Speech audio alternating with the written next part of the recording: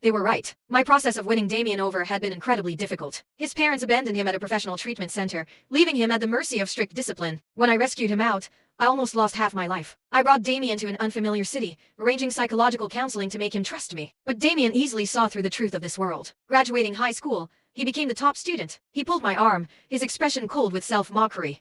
"You're doing all this for me because you want to win me over, right?" I choked up and said, "I like you. That's my purpose."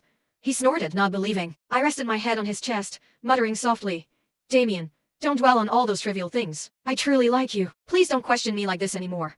It really hurts. In the winter without heating, Damien would rub my stiff feet, his eyes red with concern. By that time, we were already married. His goal shifted from founding a tech company to buying a house. When a CEO made securing investments incredibly difficult, I walked the streets alone crying. Facing retaliation from competitors, I shielded him, ending up in the operating room myself. That was how long it took for Damien to slowly fall in love with me. Compared to my 10 years of effort, Chloe took 3 weeks to reduce his darkness level to -100. Chloe was still telling sweet details. I suppressed a pang of sadness. "Did he ever mention his ex-wife to you?" Chloe smiled triumphantly. "Never. He must have moved on from her long ago." I nodded. When Damien arrived, I'd pretend to be regretful, throwing myself at him. Knowing his personality, he'd probably be disgusted and avoid me, right? Once he rejected me, I'd take my 50 grand and happily leave. As I was planning, Chloe got a call. "My boyfriend just finished his meeting and is coming to pick me up. We're going on a date.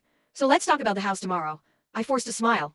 "Then I'll just go." Chloe affectionately took my arm. "Where do you live?" "I'll have my boyfriend drop you off." She was so enthusiastic that by the time I realized it, the car door was already closed. A cool, crisp pine scent permeated the air. Beside me, Chloe playfully showed Damien her manicure. He focused intently on the road, yet responded to her every word. Watching the men's striking features in the rearview mirror, I felt a momentary blur. Damien was never this patient with me. When together, he was always so insecure, waking up abruptly every night, frantically reaching for my side of the bed. I could only tiredly reassure him again and again.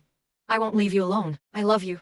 And it has nothing to do with the mission." I kept telling him that lie until the moment I left that world. Damien wept, clutching my hand, begging me not to go. I refused him every time. His face was pale, his eyes swirling with pain and madness.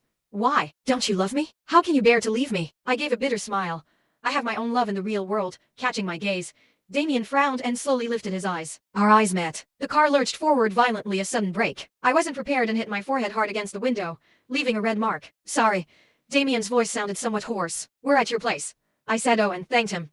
Getting out, he kept his eyes down, never looking back at me. The car's tail disappeared in an instant. At the entrance of the bustling neighborhood, I slowly crouched down, hugging myself. Who knows how much more time passed? The familiar luxury car silently and forcefully pulled up in front of me. The car window slowly rolled down, revealing the sharply defined profile of a man. Damien just calmly looked at me. "Get in."